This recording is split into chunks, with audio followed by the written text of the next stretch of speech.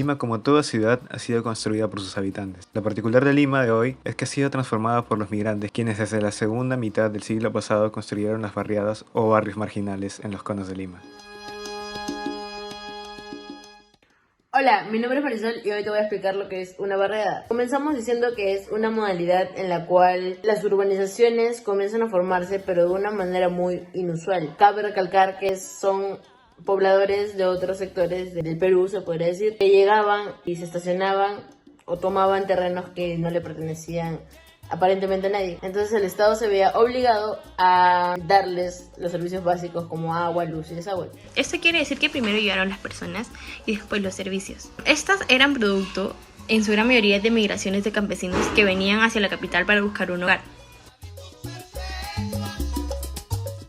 Entrevistamos a 3 personas de urbanizaciones o zonas distintas de Lima que antiguamente fueron barriadas para que nos respondan las siguientes interrogantes. ¿Cuál es el lugar y desde hace cuánto vive ahí? ¿Cómo se originó la barriada? ¿Y qué tanto ha cambiado la zona? Y estas fueron sus respuestas.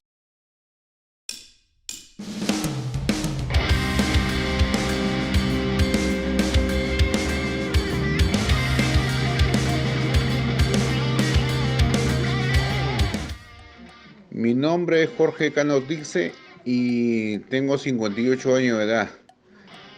Con respecto a la primera pregunta que dice cuál es el lugar en donde vive y hace cuántos años, yo vivo en la organización PRO que pertenece al distrito de Los Olivos desde hace 43 años.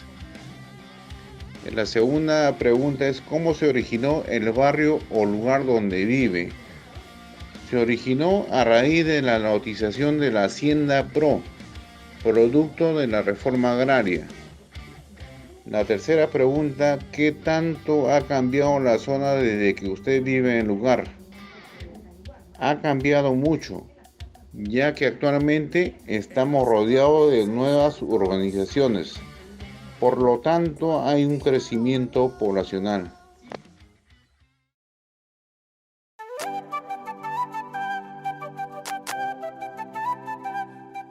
He residido 2 años en Chupaca. Normalmente lo visito durante el año porque mi familia es natal de ahí. Chupaca nace de la cultura Huanca Chupaca, que está al costado de la cultura Huanca, que es la ciudad de Huancayo. Los huancachupacos eran reconocidos por ser soldados muy aguerridos y una civilización muy ordenada. Le dieron una pelea muy rauda a los incas, porque los incas venían conquistando con su gran ejército desde Cusco. Y bueno, los huancachupacos no tuvieron oportunidad, se fueron, dieron pelea, pero terminaron escapando a Huánuco y Huánuco la selva. Y después volvieron a reconquistar sus tierras, a darle la lucha a los incas con nuevas armas, con flechas, con hachas. Su vestimenta es un poco tosca, ahora lo han cambiado porque tenían calaveras, machetes, y lo han cambiado para que se vea más a toda la familia, ¿no?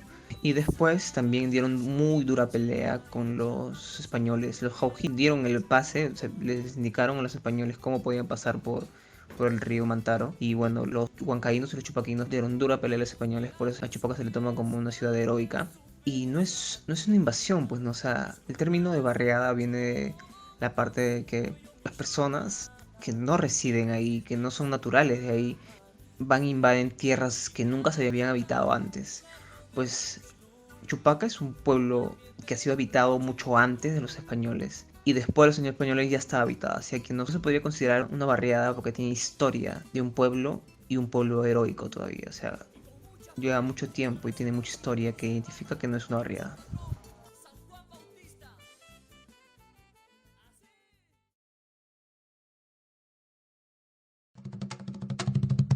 ¡Ay, ay, ay! Esto es lo que bailaba mi abuelita. ¡Qué rico, compás! Bueno, les cuento que yo ya no vivo en ese lugar. Nací en ese lugar y estuve 10 años. Yo nací en el año 1945 y estuve hasta el año 55. Como le indicaba, yo nací en el año 1945. Cuando tuve uso de razón, me di cuenta de que era un hermoso barrio, unas calles que yo no conocía, pero las vías que eran lo máximo para mí.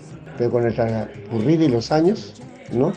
Me di cuenta de que era pobre, porque mucha gente hablaba que tenían dinero, pero en otros sitios. y en cambio nosotros permanecíamos ahí. ¿Cómo me gustaría contarle todo lo que he visto en mi vida pegado al río, ¿qué le voy a decir? A 2 cuadras de que estaba el río Rima, ¿no? Los barrios, ¿no? Los callejones de un solo caño, como llaman. Mucha pobreza, mucha pobreza. Y les cuento que hasta ahora subsiste eso, ¿no? Es un barrio humilde, que lo llaman actualmente los barrios altos, como siempre lo han llamado los barrios altos.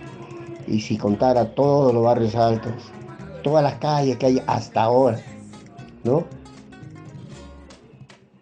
Ha cambiado bastante de casitas que habían de adobe, hoy en día lo hacen con material noble, digamos un 20%, no tanto. ¿Qué se ve ahora después de ver unas paraditas tradicionales en las calles y ya que no existen? Y algún recuerdo que nunca olvidaré, que sus pistas donde pasan los carros eran de puro adoquines, no sé si me entenderán, pero son un tipo ladrillo de piedra, no tipo adoquín. Todas sus calles eran así.